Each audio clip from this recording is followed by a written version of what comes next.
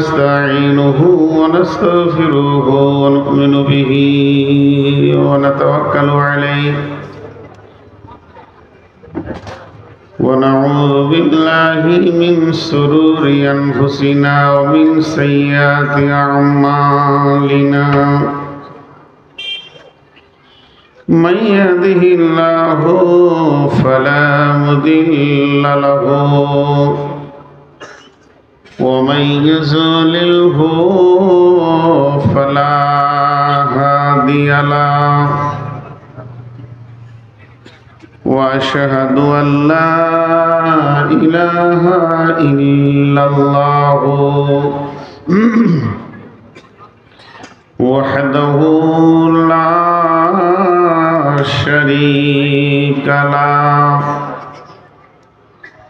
وأشهد أن محمدًا عبده ورسوله الذي أرسله بالحق بشيرًا ونذيرًا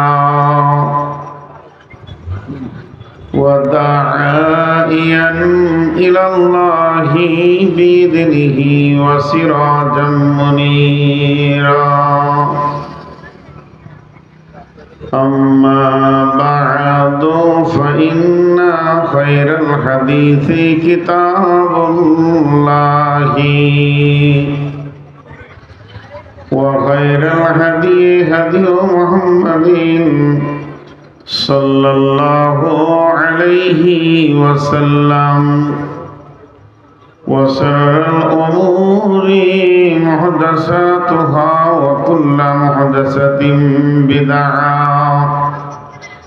وكل بدعة ضلالة وكل ضلالة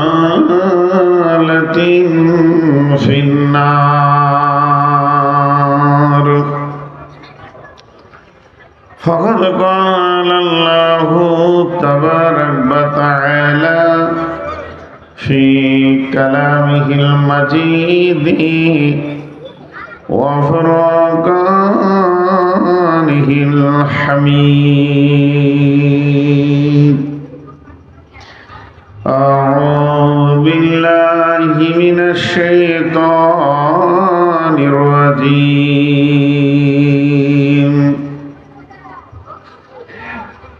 قل إن كان آباؤكم وأبناؤكم وإخوانكم وأزواجكم وعشيرتكم وأموال اقترفتموها وتجارة تخشون كسادها ومساكن ترضونها أحب إليكم من الله ورسوله وجهاد في سبيله فتربصوا حتى يأتي الله بأمره والله لا يهدي القوم الفاسقين بسم الله الرحمن الرحيم يا أيها الذين آمنوا هل أدلكم على تجارة تنجيكم من عذاب عليم تؤمنون بالله ورسوله وتجاهدون في سبيل الله بأموالكم وأنفسكم ذلكم خير لكم إن كنتم تعلمون بسم الله الرحمن الرحيم يا أيها الذين آمنوا آمنوا يا أيها الذين آمنوا قوا أنفسكم وأهليكم نارا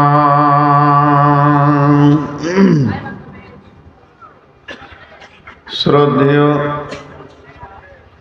সুযোগ্য আজকের সবার সভাপতি, উপস্থিত আজকের এই মাহফিলে আকাশে তারকা সাদৃশ্য আলেম ওলামাবৃন্দ, সামনে আমার দিনদার ইমানদার মুমিন ভাই সকল ও পর্দা থেকে সুন্নেওয়ালি মোমেনা মা ও বোনেরা, প্রশংসা আল্লাহর, গণগান আল্লাহর, গণকীর্তন আল্লাহর, স্তব স্তুতি ভালোবাসা তকদির হায়াত মত রুজি জান্নাত জাহান্নাম পুলসেরাত সব কিছুর মালিক আল্লাহ। যে মহান মুনিব আজকে আমাদেরকে এক মাদ্রাসা কেন্দ্রিক আয়োজিত মাহফিলে হাজির করেছেন, আমরা সেই মুনিবের দরবারে একবার শুকরিয়া করি আলহামদুলিল্লাহ। দরুদ ও সালাম বর্ষিত হোক আখিরি পয়গম্বর নবী মুহাম্মদুর রাসূলুল্লাহ সাল্লাল্লাহু আলাইহি সাল্লামের উপর। আল্লাহুম্মা আমিন, আল্লাহুম্মা সাল্লি আলাইহি, আল্লাহুম্মা বারিক আলাইহি। মোহতারাম ভাই ও আজিজ ও বুজুর্গ দোস্ত, আমি আপনাদের সামনে গ্রন্থ মুকুট আল কোরআন থেকে কয়েকটি আয়াত পড়েছি, যে আয়াতগুলোকে সামনে রেখে খুব স্বল্প সময়ে, বেশি বিরক্ত না করে হালকা সময়ের মধ্যে ছেড়ে দিব বলে নিয়ত করেছি। যদি আমার মাবুদ আমাকে তৌফিক দেন তো ওমা তৌফিকে ইল্লা বিল্লাহি আলাইহি তাওয়াক্কালতু ওয়া ইলাইহি উনীব। আজকের বক্তব্যের শুরুতে দু তিনটি কথা বলবো, ছোট ছোট কথা, বেশি বড় কথা নয়। তারপরে আমি আমার বক্তব্যে চলে যাব। প্রথমে বলবো আমাদের মা বোনদেরকে, আপনারা পর্দার মানুষ, পর্দায় আছেন, তথ্যাধুনিক যুগে প্রজেক্টের মাধ্যম দিয়ে দেখছেন, শরীয়ত জায়েজ করেছে। আওয়াজটা শোনেন ধ্যানের সঙ্গে। আমি আমার রবের উপরে ভরসা করে বলছি, নিশ্চয়ই কিছু পাবেন, কিছু না পেয়ে আপনি বাড়ি যাবেন না। আর পুরুষেরা যারা আমার সামনে বসে আছেন, আলহামদুলিল্লাহ, আপনার সেই হাড় কাঁপানো শীত আমাদের কাছ থেকে বিদায় নিয়েছে। এখন মোটামুটি হালকা ঠান্ডা, এমন কিছু না। তবে যেগুলো ফাঁকা জায়গা আছে, একটু ফাঁকা জায়গাগুলো পূরণ করে নেন। আর যে কটা দাঁড়িয়ে আছে এদের পাগুলো ধরছি, বস, হাতে ধরে আর হলো না। এরপরে নোংরা কথা বলবো, নিতে পারবি না আশা করি। আল্লাহর ওয়াস্তে বসে যান, কারণ ইসলাম সুন্দর। ইসলামকে খারাপ করার আপনার কি আছে? আজকে মাইক খুব কষ্ট দিবে, বক্তাকে ফিডব্যাক দেয়নি। আমরা তো সুর করে বক্তব্য রাখি, একটু ফিডব্যাক পাচ্ছি না, তো কষ্ট করে 1 ঘন্টা চালাবো। এই মাইকে অত বেশি আমাদের সুরিলি বক্তাদের হবে না। মানে এই যত মাইক জিব্রাইল মিকাইলকে দিয়ে দিয়েছে, যারা এখানে আসে নাই তাদের ঘর পর্যন্ত পৌঁছিয়ে দিয়েছে, যে তোরা বিছানায় শুয়ে শোন। আর এখানে যে ফিডব্যাক লাগবে, একটা বক্তাকে সাউন্ড লাগবে, এটা আল্লাহর রহমতে দেয়নি। তো ও আর এখন কি করবে? বিয়ের শেষে আর কি বাজনা বাজিয়ে লাভ আছে? যা হবার তো হয়েই গেছে। তো আমি আপনাদের সামনে যে বিষয়গুলো তুলে ধরছি, আল্লাহর রাস্তে আপনারা আমাকে একটু আওয়াজ দেন। হয় না, মাইক প্রথমে না সাজাইলে এখন এরকম কোঁকা কোঁকা করবে। আপনারা আমার দিকে ধ্যান দেন। শুধু ভারতবর্ষে লয়, শুধু ভারতবর্ষে লয়, সারা পৃথিবীতে একটা বডি আছে, বডিটার নাম হচ্ছে মুসলিম। এই মুসলিম নামে বডিটা যেখানেই আছে, ভারতে হোক, বাংলাদেশে হোক, তারপরে ইসরায়েলে হোক, ইসরায়েলওয়ালা তো চালাচ্ছে, ফিলিস্তিনে হোক, যেখানেই হোক, এরা ভালো আছে না খারাপ আছে? কথা বলেন, ভালো না খারাপ? আমার কথা বুঝতে পারেননি। মুসলিম নামে বডিটা বর্তমানে কি অবস্থায় আছে? খারাপ অবস্থায় আছে। এই খারাপটা কেন? প্রথমে আমার শরীরটা খারাপ, তা আমার শরীর খারাপ কেন? ডাক্তার প্রথমে ওষুধ দেবে না, ইঞ্জেকশনও দেবে না, ল্যাবে পাঠাবে। ল্যাবে আপনি রক্ত দেবেন, রক্ত বলবে যে সুগার হয়েছে, জন্ডিস হয়েছে, রক্ত বলবে এর থাইরয়েড হয়েছে, কোলেস্ট্রল বেড়েছে, অ্যাপেন্ডিসাইড ইনফেকশন হয়েছে, যাই হোক রিপোর্ট আপনাকে আগে করাতে হবে। রিপোর্ট যখন ঠিক হয়ে যাবে তখন দেখবেন ডাক্তার আপনাকে ওষুধ লিখবে, ওই ওষুধ খাবেন, সুস্থ হয়ে যাবে। তাহলে সারা বিশ্বে মুসলিমদের অবস্থা খারাপ, এটা আমরা চোখে দেখতে পেয়েছি। একবার ফেসবুকটা খুললে আপনি 20খানা ঘটনা দেখতে পাবেন যে মুসলিমদের উপরে অত্যাচার চলছে কোথাও না কোথাও। কি নারীর ওপর, কি পুরুষের ওপর, কি বৃদ্ধর দাড়ি ধরে, কি মহিলাকে বেজ্জুতি করে, নানির বয়সের মেয়েকেও বেজ্জুতি করে, ইয়ং যুবতীদেরকে রেপ করে। এই যে চারিদিকে একটা জঘন্যতম ঘেরে আমাদেরকে ধরেছে, এই কালো মেঘটা এসেছে মুসলিম নামে গোষ্ঠীটার উপরে। এটা কেন? এই কেনটা আগে যতক্ষণ ল্যাবে দিয়ে আপনি না এর রিপোর্ট বের করতে পারবেন ততক্ষণ পর্যন্ত হাজার ওষুধ খান, যেমন আছে তেমন থাকবে। তাহলে চলেন একবার চিন্তায় বসি। চিন্তায় বসবেন কাকে নিয়ে? কলেজের প্রিন্সিপাল তাইলেন, ইঞ্জিনিয়ার নেবেন তাই নেন, আর কাকে নেবেন? এইভাবে আপনি 20টা লোককে জমা করেন। আমি খুব গুরুত্বপূর্ণ কথা বলছি এবং যা বলবো তা কোরআন থেকে বলবো এবং হাদিস থেকে বলবো ইনশাআল্লাহ, নিয়ত করেছি।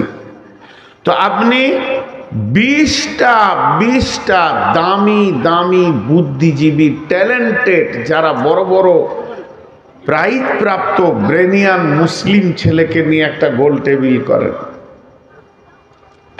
একজন উঠবে, 10 মিনিট করে বক্তব্য রাখবে। তার বক্তব্যের বিষয় থাকবে যে মুসলমানদের অবস্থা এত খারাপ কেন। একজন উঠে বলল এটা বিজেপির চাল, টোটাল বক্তব্যে। একজন উঠলো এটা শিবসেনার চাল, আর একজন উঠলো এটা RSS এর চাল, আর একজন উঠলো সে বলল মমতাও ভালো নয়, এরও চাল। এই বিভিন্ন রকম চাল বলে সবাই বসে গেল। এরই ভিতরে একজন আলিম আছেন, বিখ্যাত আলিম। আপনাদেরকে বোঝানোর জন্য বলছি। মনে করেন মদিনা ভার্সিটির প্রিন্সিপালকে নেওয়া হয়েছে, দিগ্গজ পণ্ডিত। তিনি উঠলেন, তিনি এবার বলছেন এটা কারো চাল নয়, কারো চাল নয়, কারো চাল নয়, মুসলমানদের আমলের ফল। লোককে দোষ দেবেন কেন? আমি কয়দিন আগে এই কথাই বলেছিলাম, আমি এগুলো বরদাস্ত করতে পারি না। যে বঙ্কিমচন্দ্র এই বিয়ে করেছে, রবীন্দ্রনাথ এই বিয়ে করেছে, ওদেরকে দিয়ে ইসলামকে বোঝাতে হবে? ইসলাম ওদের মুখোপেক্ষী হয়ে বসে আছে? ইসলাম তো সর্ব ঊর্ধ্বে। ইসলামের কাছে জ্ঞান সবাই নেবে, ইসলাম কারো জ্ঞানের অপেক্ষা রাখে না। কিন্তু আজকে অবস্থাটা কি? যেমন মানুষ, যেমন আতরের ঢাকনা খুলবেন ওই রকম সেন্ট পাবেন। জি ভাই, তো এটা কারো চাল নয়, তাহলে একবার কোরআনকে জিজ্ঞেস করি যে আমাদের অবস্থা এত খারাপ কেন, এত দ্রোহ কেন। একবার হাদিসকে জিজ্ঞেস করি। যার ছায়া তলে গেলে আমার জীবনটা শীতল হবে, ঠান্ডা হবে, সে আমার আসল জায়গাটা বলতে পারবে। আল্লাহ কি বলছেন? বিসমিল্লাহির রহমানির রহিম। কুল ইন কানা আবাউকুম ওয়া আবনাউকুম ওয়া ইখওয়ানুকুম ওয়া আজওয়াজুকুম ওয়া আশীরাতুকুম ওয়া আমওয়ালুন ইকতারাফতুমুহা ওয়া তিজারাতুন তাখসাউনা কাসাদাহা ওয়া মাসাকিনু তারদাউনাহা আহাব্বা ইলাইকুম মিনাল্লাহি ওয়া রাসূলিহি ওয়া জিহাদিন ফি সাবিলিহি ফাতারাব্বাসু হাত্তা ইয়াতিয়াল্লাহু বিআমরিহি ওয়াল্লাহু লা ইয়াহদিল কওমাল ফাসিকিন। কোরআন বলছে তোরা আরো মার খাবি। এটা শুরু, এটা শুরু, শেষ নয়। এটা শুরু হয়েছে, এখনো তো সেরকম চলেনি। ছোট্ট একটা কথা জিজ্ঞেস করব। এটা হলো আমাদের জীবন ব্যবস্থা। বুঝে হ্যাঁ না বলবেন, বুঝতে ভুল হলে আমাকে জিজ্ঞেস করবেন, তবে ফতোয়া জিজ্ঞেস করিয়ে না দিতে পারবো না। এটা আমাদের জীবন ব্যবস্থা। একটা মুসলিম জন্ম থেকে মত পর্যন্ত কিভাবে চলবে চলে এসেছে, আর ওইভাবে চললে কবর থেকে নিয়ে জান্নাতের চৌকাটা পর্যন্ত সে কি অবস্থায় থাকবে ঘোষণা হয়ে গেছে। তাহলে পার্সেন্টেজ করি আমরা। মুরব্বী মানুষ দাঁড়িয়ে আছে, বাপজি আপনাকেও দাঁড়াতে মন গেল? ছোট ছেলে না এলে ধরা খায়। আহা হা, বসার জায়গা পাচ্ছে না গো। এই চেয়ার আছে আমার পাশে আছে। আহা, দুটোই বিয়াই মনে হয়। খাওয়া দাওয়া হয়েছে, একটু পরিলক্ষণ করে এবার বিদায় নিচ্ছে। সাথে নাতনিটাও আছে আলো জেলে। সুখের জীবন আজকে, মেলার আনন্দ উপভোগ করছে। আমার দিকে তাকান। এটা আল্লাহ আমাদেরকে 100-তে 100 দিয়েছে না 100-তে 99 দিয়েছে?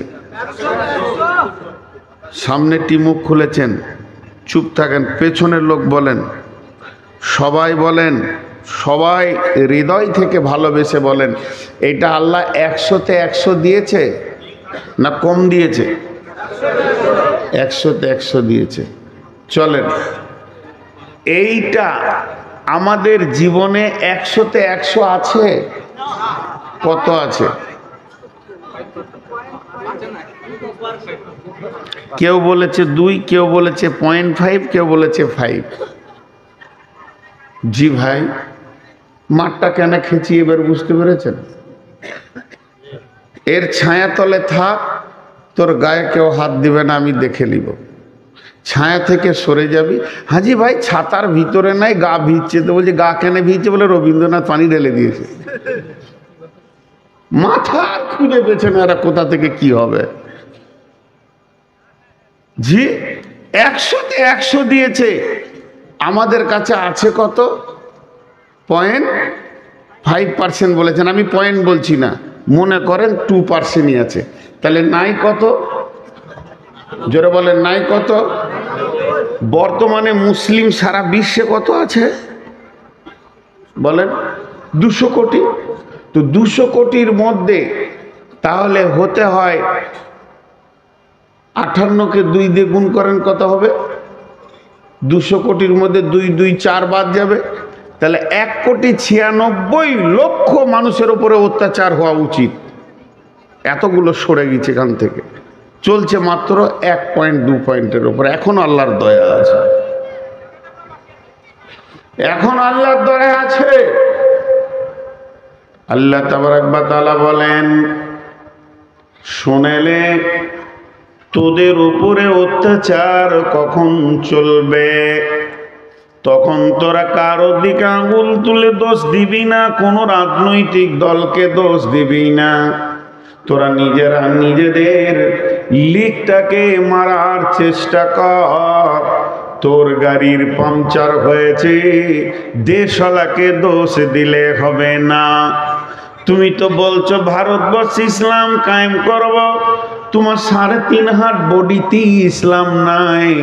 এখানে যতগুলি মানুষ বসে আছে, গোটা দেশে ইসলাম কায়েম করতে হবে না।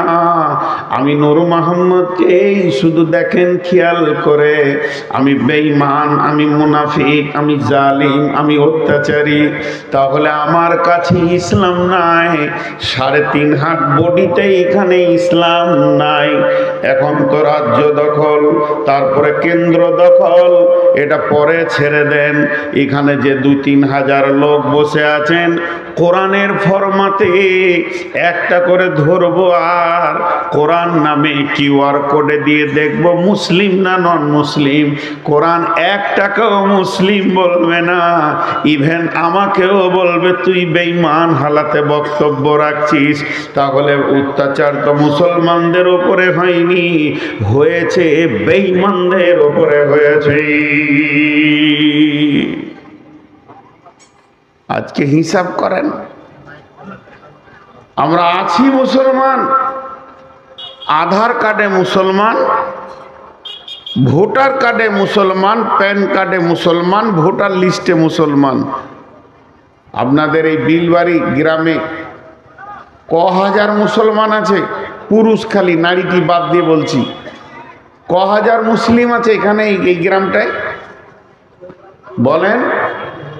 3.5 জোহরের নামাজের সময় মসজিদে গুনে নিব 3.5। খালি লোকের লিক দেখছে। জোহরের নামাজে আজানের পর মসজিদে কাউন্ট হবে 1, 2, 2000, 100, 2000, 400, 2000, 3.5 মসজিদ ঢুকে যাবে। ভাইরা আমার, এবার আল্লাহ কি বলছেন? মা আমার, বোন আমার, কান দিয়ে শোনেন। কলিন কানা আবাউকুম ওয়া আবনাউকুম ওয়া ইখওয়ানুকুম ওয়া আজওয়াজুকুম ওয়া আশীরাতুকুম ওয়া আমওয়ালুন ইকতারাফতুমুহা ওয়া তিজারাতুন তাখশাউনা কাসাদাহা ওয়া মাসাকিনু তারদাউনাহা। আমরা আল্লাহ বলছেন, যখন তোদের 8টা জিনিসের ওপরে মহব্বত বেড়ে যাবে 3টের তুলনায়, সেই 8টাকে বাপের মহব্বত, ভাইয়ের মহব্বত, সন্তানের মহব্বত, বিবির মহব্বত, বন্ধুর মহব্বত, সঞ্চিত মালের মহব্বত, ব্যবসা বাণিজ্য চাকরি বাকরির মহব্বত, এবং যে অট্টালিকানা তুমি বানিয়েছো এই ঘরটির মহব্বত যখন তোমার বেড়ে যাবে, এই 8টার মহব্বতে তখন তুমি পাগল হয়ে থাকবে। এই 8টার মহব্বতে তোমার সূর্য উঠবে ডুববে, তুমি আনন্দে আত্মহারা হয়ে যাবে। তোমার কাছ থেকে 3টে মহব্বত বেরিয়ে চলে যাবে। 3টে তোমার মুখে দাবি থাকবে কিন্তু মহব্বত থাকবে না। সেই 3টে কি? আহাব্বা ইলাইকুম মিনাল্লাহে, আল্লাহর মহব্বত তোমার দিল থেকে চলে যাবে। আমার আল্লাহ সকাল বিকাল তোমাকে 10 বার ডাকবে, হাইয়া আলাস সালাহ, তুমি তখন আসবে না। হাইয়া আলাল ফালাহ, এসো তুমি এখানে নিষ্কৃতি নিয়ে যাও। তোমাকে মারবে না, বজরং মারবে না, শিবসেনা মারবে না। আমার অফিসে এসো, আমি রব তোমাদেরকে ডেকেছি। তখন তুমি চায়ের দোকানে থাকবে, তাসের আড্ডাতে থাকবে, তখন তুমি জুয়ার আড্ডাতে থাকবে। আল্লাহর ডাকে সাড়া দেবে না, আল্লাহ তোমার উপরে নারাজ হয়ে যাবে। ওয়া রাসূলিহি, আমার রসুলের উপরে তোমাদের নাফরত কত হবে। মুসলমান, তোমার গালে দাড়ি থাকবে না, বাম হাতে পানি পান করবে, ডান হাতে দাঁড়িয়ে পেশাব করবে, পেশাব করে তুমি পানি নেবে না। মুসলমান, তোমার কাছ থেকে রসুলও বিদায় নিয়ে নেবে। আর ওয়া জিহাদিন ফি সাবিলিহি, আল্লাহর রাস্তায় বেরিয়ে আল্লাহর দ্বীনকে প্রতিষ্ঠিত করার চিন্তা তোমার থাকবে না। বিশ্ব নবী বলে গেছেন, তুআল্লিমা লিগাইরি দ্বীন, এমন একটা দিন আসবে মুসলমানরা যেদিন মার খাবে, সেদিন কোরআনের মতো নিয়ামতের শিক্ষাটাকে তুচ্ছ করে দিয়ে ভিখিরির জায়গায় রেখে দেবে। আর ইংরেজি বাংলার বড় বড় মিশনগুলোর পেছনে বাপরা ধরবে সন্তানকে দেওয়ার জন্যে। আমার কোরআন ভিখারির মতো মসজিদে পড়ে থাকবে। ওই দিন তোমাদের পিঠের চামড়াগুলো কাঁচা তুলবে শিবসিনাতে বজরঙ্গে, আর তোমরা অঝর নয়নে কানবে। আমি আল্লাহ দর্শকের ভূমিকা পালন করব, এতটুকু আমার কাছ থেকে তোমরা হেল্প পাবে না। তার কারণ হচ্ছে তোমার সঙ্গে আমার তালাক ঘটে গেছে।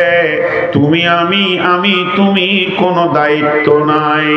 আমি যে মেয়েটাকে বিয়ে করেছি, ওই মেয়েটা হলো আমার বিবি, তাকে আমি ভালোবাসি, তার সঙ্গে আমার প্রেম আলাপ আছে, তার আমি কসমেটিক্স দিই, কাপড় দিই, তার খাওয়ার চিন্তা করি। মেয়েটা অসুস্থ হলে আমাকে বড় কষ্ট লাগে, নানান চিন্তায় তাকে আমি নিয়ে আছি। যেদিন মেয়েটি লোক ডেকে খোলা তালাক নেবে, এর সঙ্গে আমি আর সংসার করব না, এর সাথে আমার কোনো সম্পর্ক থাকবে না। ওই দিন মেয়েটার সাথে আমার তালাক ঘটে গেল সামাজিকভাবে। সমাজ জেনে নিল মেয়েটির সঙ্গে আমার চিরতরের তালাক হয়ে গেছে। ওই মেয়েটি সামনে ঈদে অপেক্ষা করছে, আমার জন্য নতুন কাপড় আসবে, আমি তাকে কাপড় কিনে দিব। এই চিন্তাটাই হলো তার ভুল। বিশ্ব নবী বলছেন, মাজরে মান তারাকা সলাতা মাকতুবাতান মুতাআম্মিদান ফাকাদ বারিয়াত মান মিনহু জিম্মাতুল্লাহি লা তাতরুকান্না সলাতা মাকতুবাতান মুতাআম্মিদান ফাইন্না মান তারাকা সলাতা মাকতুবাতান মুতাআম্মিদান ফাকাদ বারিয়াত মিনহু জিম্মাতুল্লাহি।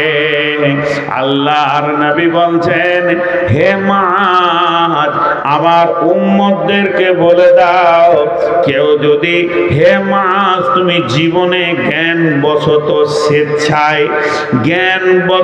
স্বেচ্ছায় এক ওয়াক্ত নামাজ কামাই করবে না, এক ওয়াক্ত নামাজ ছেড়ে দেবে না। হে মাজ, শুনে নাও, আমার যে উম্মত এক ওয়াক্ত নামাজ জ্ঞানবশত স্বেচ্ছায় ছেড়ে দেয়, আল্লাহর সঙ্গে তার সম্পর্ক কেটে যায়। ফাকাদ বারিয়াত মিনহু, আল্লাহ তার থেকে আর কোনো সম্পর্ক রাখে না, তাকে মারছে না কাটছে, এ ব্যাপারে আল্লাহর কোনো জিম্মা নাই। ফাকাদ বারিয়াত মিনহু জিম্মাতুল্লাহ, আল্লাহ তার জিম্মা থেকে বাড়ি পেয়ে যায়। বলেন, আমাকে একজন হাজী সাহেব প্রশ্ন করেছিলেন, নাম বললে জিজ্ঞেস করে বুঝতে পেরে যাবেন। বিখ্যাত হাজী, পশ্চিমবঙ্গে এমন কোন নাই যার নাম জানে না মানুষ। আমি কোনো কাজে গেছিলাম ওনার অফিসে, তো উনি আমাকে দেখেই চিনে ফেলেছেন যে আপনি নূর মোহাম্মদ, আমি আপনাকে ইউটিউবে দেখেছি, মানে আপনার বাড়িও আমি কয়েকবার এসেছি। আমি বলিনি যে আমি নূর মোহাম্মদ, এসেছি চলে গেছি, কাজ ছিল না, আজকে কাজে এসেছি। তিনি আমাকে প্রশ্ন রাখলেন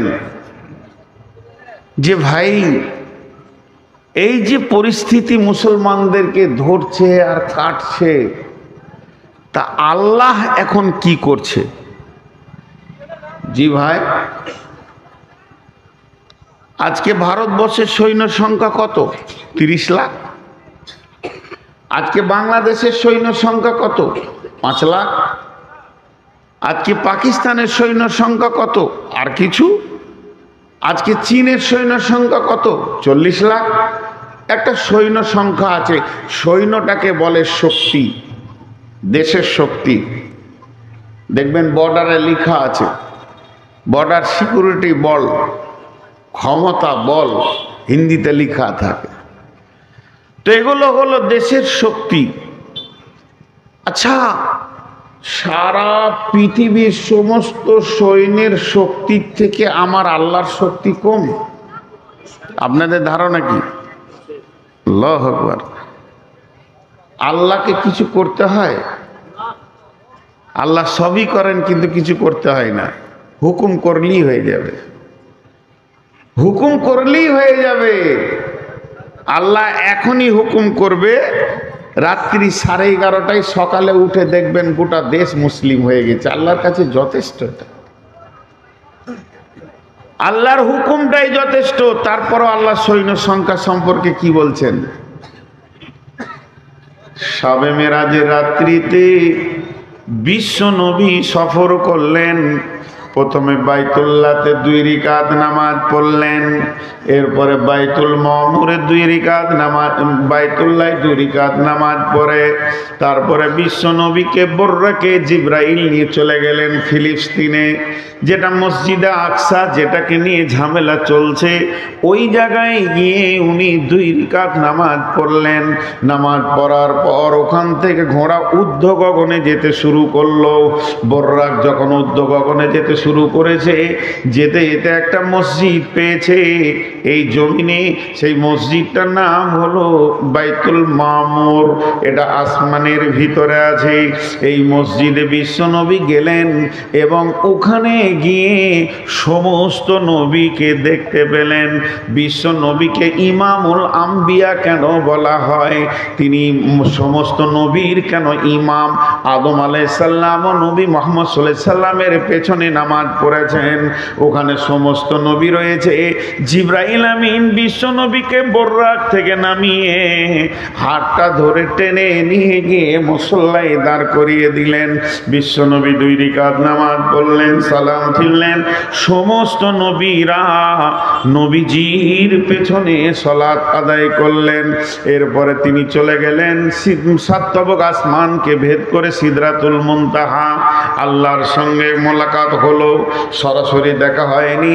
আম্মা জান আয়েশা প্রশ্ন করেছিলেন, ইয়া রাসূলুল্লাহ, আপনি কি আল্লাহকে দেখেছেন? বিশ্বনবী উত্তরে বলেছেন, আমি দেখিনি, তবে নূরের তাজাল্লি আমি দেখেছি।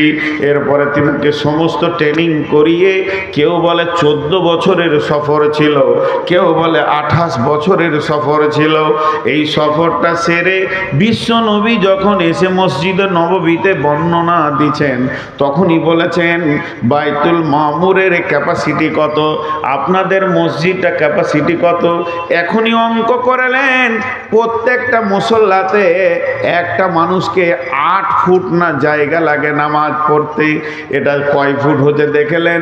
তাহলে বিশ্ব নবী গো, ওই মসজিদটা ক্যাপাসিটি কতটা? নবীজি বলেছেন, শুনে লাও, ক্যাপাসিটি শুনে লাও, সেই সাথে ফেরেশতা সংখ্যাও শুনে লাও। একসঙ্গে আল্লাহর 70,000 ফেরেশতা সেখানে নামাজ পড়ে। একসঙ্গে আল্লাহর 70,000 ফেরেশতা সেখানে নামাজ পড়ে। যে 2 রাকাত নামাজ পড়ে বেরিয়ে চলে যায়, পশ্চিম দিকে সূর্য উঠবে, কিয়ামত হয়ে যাবে, ওই ফেরেশতাটা আর দ্বিতীয় চান্স পাবে না। সৈন্য সংখ্যা কত হলো? 12,500। মাথা নাড়িয়েছে, বলছে হ্যাঁ। তাহলে কেমন শুনছে, খালি ধ্যান নেন। 70,000 একবার 2 রাকাত পরে বেরিয়ে যায়, আর 2 রাকাত নামাজ পড়ার জন্য পেছনে লাইন দিয়ে দাঁড়িয়ে আছে, এরা ঢুকে যায়, ওরা বেরিয়ে যায়, পরে স্টেপ ঢুকে যায়। এইভাবে চলতেই আছে কিয়ামত পর্যন্ত। 2 রাকাত নামাজ যে পড়েছে দ্বিতীয় চান্স পাবে না। এতগুলি ফেরেশতা আছে। তাহলে একটা ফেরেশতার ক্ষমতা কতটা? 1 চর দিলে মনে হয় হালকা লাগবে? জি না। আল্লাহ 2টো মাস্তানের নাম আপনাদের সামনে বলছি, বেশি বলবো না। একটা হলো, ওর নাম আজরাইল। আজরাইল নাম নয়, মালাকুল মত। তো এই মালাকুল মত যে মতের ফেরেশতা, এর কত ক্ষমতা, প্রতিদিন মার্ডার করছে। কোনো কেস কাছারি আছে বলেন? আপনাদের থানার নাম কি? নবগ্রাম থানাতে মনে হয় একদিন বাঁধা ছিল না? হ্যাঁ বলছে, হ্যাঁ ছিল। মাথা লড়াইছে, ও কি বুঝছে আল্লাহ জানে। জি, প্রতিদিন চালিয়ে যাচ্ছে আজরাইল, প্রতিদিন চালিয়ে যাচ্ছে। ওকে বাঁধার ক্ষমতা কারো নাই। একজন বাংলাদেশি বক্তা, উনি মজাক করছেন, বলেননি যে এরকম হাদিস আছে। একজনের বাপ মরে গেছে, দৌড়ছে থানাতে গিয়ে বলছে, এসপি সাহেব তাড়াতাড়ি করে কেস লেখেন। বলে কি হলো? আমার আব্বা এক্ষুনি মার্ডার হয়ে গেল। কখন? বলে সকাল 7টায়। তাড়াতাড়ি খাতাতে লিখছে মার্ডার হয়েছে। কোথায়? বাড়িতে। কিভাবে? বলে আজরাইল মেরেছে, হে কলম ফেলে দিয়েছে। বলে ওর নাম লিখতে গিয়ে আবার না জানি আমার উপর আবার কিছু হয়ে যায় না। তাহলে একটা মাস্তান বিশ্ব সামালতে পারছে না। মুদি যদি আজরাইলের নাম 3 বার শুনে তো চুচু চুচু করে পেশাব করবে। কিন্তু সে কার কন্ট্রোলে আছে আজরাইল? জোরে বলেন কার? বিসমিল্লাহির রহমানির রহিম। ওয়া নুফিকা ফিস সূরি ফাসাইকা মান ফিস সামাওয়াতি ওয়া মান ফিল আরদি। আল্লাহর আর একটা সৈন্যর নাম হলো ইসরাফিল। ইসরাফিল সুর ফুঁকে দেবে। ভারত কেন, রাম মন্দির কেন, আর জগন্নাথ মন্দির কেন, আর কি মসজিদ কেন, মন্দির কেন, পৃথিবীটা ময়দান বানিয়ে দেবে। আল্লাহ তো দূরের কথা, আল্লাহকে এখন জমার খাতায় রেখে দিলাম। আমার আল্লাহকে হাত লাগাতে হবে না, আমার আল্লাহ তার হাতকে নাপাক করবেন না, তিনি গোটাই পবিত্র পবিত্র থাকবেন। একটা হুকুম মেরে দেবে ইসরাফিলকে, বিশ্বটাকে ধ্বংস করে দেবে। এই রকম ক্ষমতা নিয়ে তিনি বসে রয়েছেন গদিতে, আর আমরা হলাম তার পাছাটা গোলাম, আর আমাদেরকে কাটা হচ্ছে। তাহলে আমাদের মালিক এখন কি করছে? নিশ্চয় মালিকের সঙ্গে সম্পর্ক কেটে গেছে। এই জায়গাটা যদি কেউ রিপেয়ার করে নিতে পারে, আল্লাহ তাবারাক ওয়া তাআলা সূরা নূরের মধ্যে বলছেন, বিসমিল্লাহির রহমানির রহিম।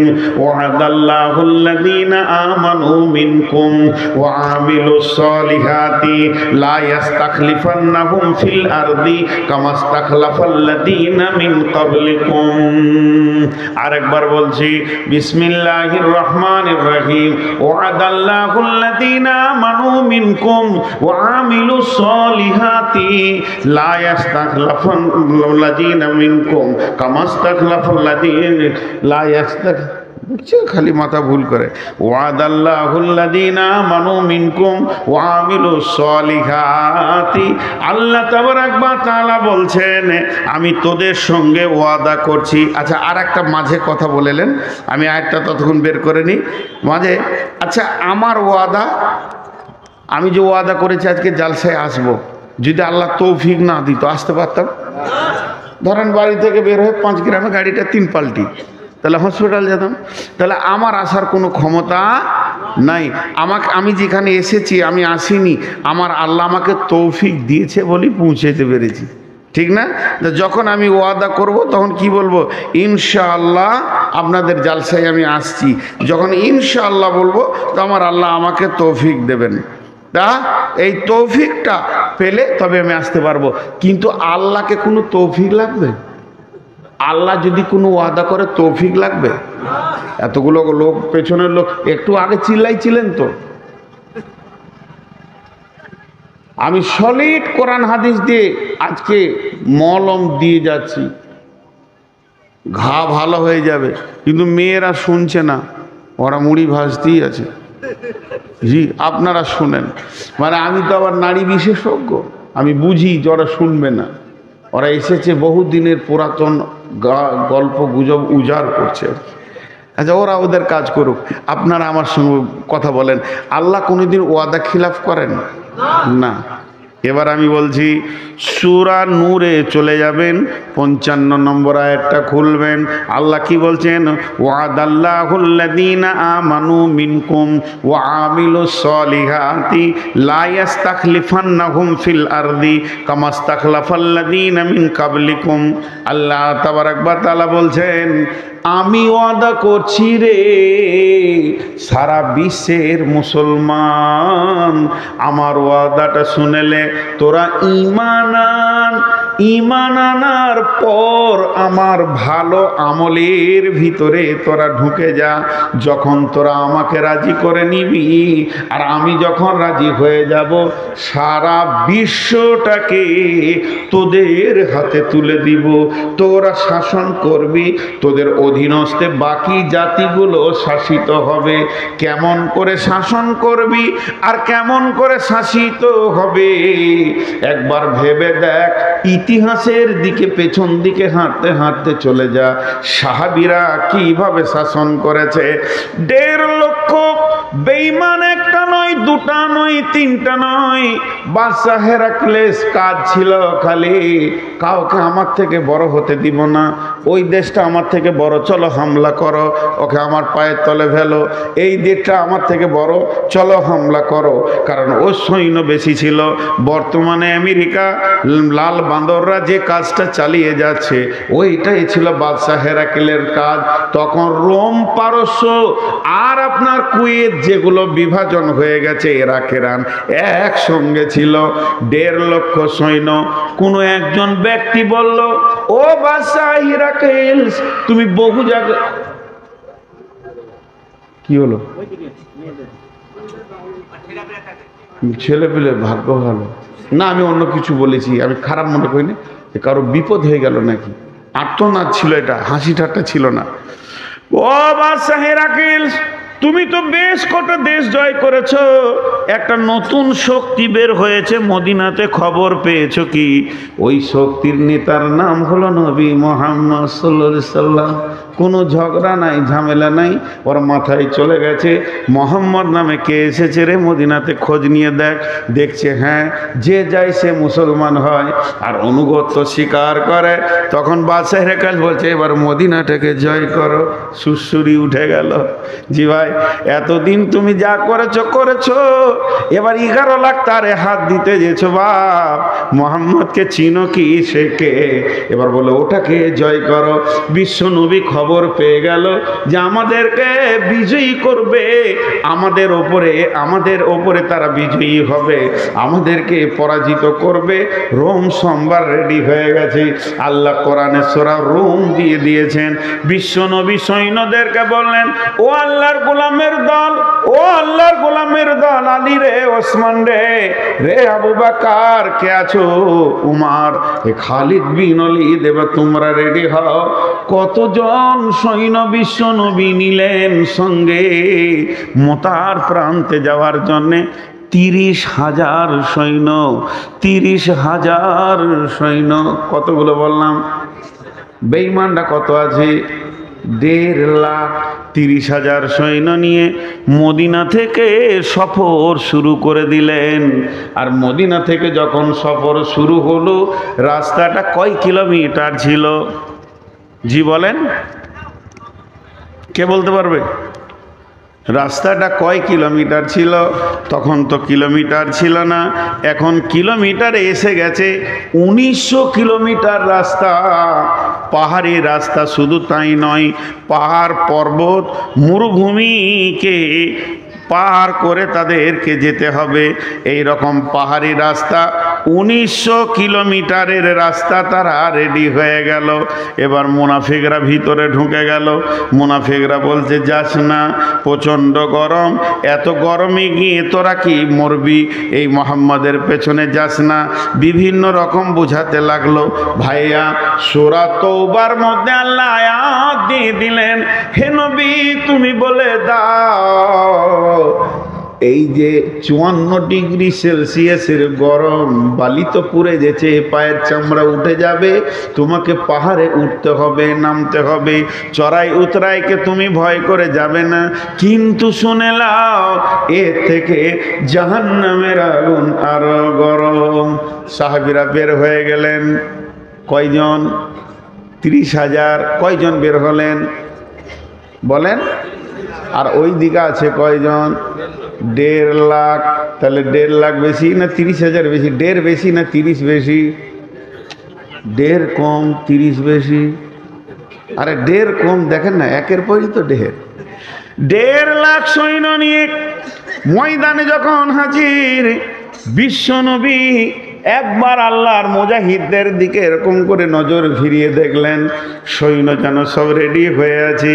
তারপরও বিশ্ব নবীর মুখটা বড় ভারাক্রান্ত হয়ে গেছিল যে আমার আল্লাহর গোলামেরা, আল্লাহর মুজাহিদেরা আজকে কি ইসলামের পতাকা তুলবে না ইসলাম আজকে মিটে যাবে।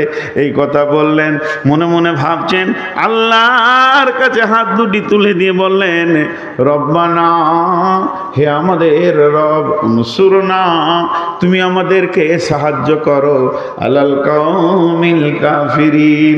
চেহারাটা একটু ছাপ করেছে, চিন্তা ছাপ। হযরত ওমর কে বলছেন, ইয়া রাসূলুল্লাহ, ইয়া হাবিবাল্লাহ, আপনি কি কোনো টেনশন করছেন নাকি?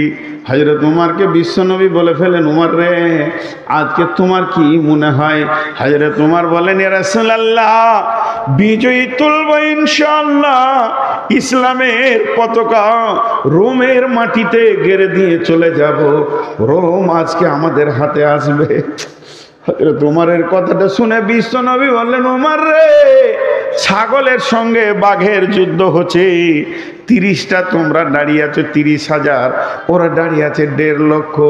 বিশ্বনবীকে তখন আনন্দ দেওয়ার জন্য উমর বলছেন, ইয়া রাসূলুল্লাহ, 30,000 সৈন্যকে আপনি রেস্ট করতে বলেন, ওদেরকে তাঁবুতে, আমাকে একাই ছেড়ে দেন, 1.5 লাখে ঘর পাঠিয়ে দিচ্ছি। নবীজি বললেন, উমর রে, এত সাহস তুমি কিলে কেমন করে পেলে? হযরত উমর উত্তর দিলেন, ইয়া রাসূলুল্লাহ, আপনি বলেছেন যার দিলে আল্লাহ আছে তার দিলটা হলো জীবিত, আর যার দিলে আল্লাহ নাই সে হলো মুর্দা। আমি উমর একাই জীবিত, 1.5 লক্ষ মুর্দা দাঁড়িয়ে আছে আমাদের সামনে। একটা বাঘের মতো হুঙ্কার মারব, ময়দান ছেড়ে দিয়ে, এক বাঘ 1.5 লক্ষ ভেড়ার জন্য যথেষ্ট, ময়দান ছেড়ে দিয়ে চলে যাবে। যখন তুমুল যুদ্ধ মহড়া শুরু হয়ে গেল, বন্ধুরে, আল্লাহ কোরআনে দিলেন গলিবাতির রোম, 30,000 সৈন্য বিশাল রোম সাম্রাজ্যকে দখল করলেন। শুধু দখল করেনি, তাদের সিংহাসন পর্যন্ত পৌঁছে গেলেন। শুধু পৌঁছায়নি, সেখানে যে আপনার কিনা সোনার তাজ ছিল, সোনার শেকল ছিল, স্বর্ণ যত ছিল সবকে টেনে হিঁচড়ে বের করে নিয়ে এসে মসজিদের নববীর গোডাউনে ছুঁড়ে ফেলে দিলে বাইতুল মালে জমা করে দিয়েছে। এর নাম হলো আমরা সেই সে জাতি, আমরা সেই সে জাতি। কিন্তু আজকে আমরা কি, আজকে আমরা, জি ভাই শুনেন, আজকে আমাদের অবস্থাটা কোন জায়গায় পৌঁছে গেছে? খোদায় পাইয়া, আল্লাহ রে পাইয়া, বিশ্ব বিজয়ী একদিন ছিল যারা, আল্লাহকে হারিয়ে ভীত পরাজিত আজ দুনিয়ায় তারা। আল্লাহর সঙ্গে যুক্ত সদাই ছিল যাহাদের মন, দুঃখে রোগে শোকে অটল ছিল যাহারা সর্বক্ষণ। এসে শয়তান ভোগ বিলাসের, ভাষাটা শোনেন কবি নজরুলের, এসে শয়তান ভোগ বিলাসের কারিয়া নিয়াছে ইমান তাদের, আল্লাহকে হারায় মুসলিম আজ হয়েছে সর্বহারা। আজকে আমরা শেষ হয়ে গেছি। তাদের সঙ্গে কে ছিল না? আল্লাহ। আমাদের সঙ্গে আল্লাহ নাই, আমাদের সঙ্গে আল্লাহ নাই, আমাদের সঙ্গে আল্লাহ